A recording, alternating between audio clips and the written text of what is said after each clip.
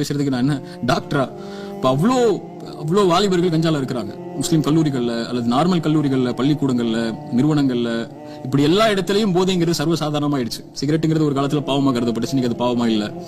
மத்த ஆல்கஹால், சாராயமோ அல்லது மத்த ஒயினோ இந்த மாதிரி விஷயங்கள்லாம் பாவமா கருதப்பட்டுச்சு. இதெல்லாம் இன்னைக்கு பாவமா இல்ல. இன்னைக்கு கஞ்சாங்கிறதுலாம் ஒரு பாவம் இல்லாத செயலுக்கு ஒரு மனிதனை கொண்டு வந்துருச்சு. ஒரு மனிதனுடைய வாழ்நாள பாதியில் இறக்கக்கூடிய, ஒரு மனிதனுடைய வாழ்நாளையே அழிக்கக்கூடிய, மூளையை மங்கடிக்கக்கூடிய ஒரு நிலைக்கு ஒரு சமூகம் முன்னாடி போகுதுன்னா அது எதை நோக்கி போகுது? குறிப்பா இந்த மாதிரி போதை, இந்த மாதிரி சினிமா மோகங்கள் அல்லது இந்த மாதிரி பொழுதுபோக்கு கேளிக்கைகள், எந்த ஒரு சமூகம் இதுல முன்னேறுதோ, இதை கையில் எடுக்குதோ, அந்த சமூகத்துக்கு சமூக உணர்வும் போராடக்கூடிய குடும்பம் செத்துரும்.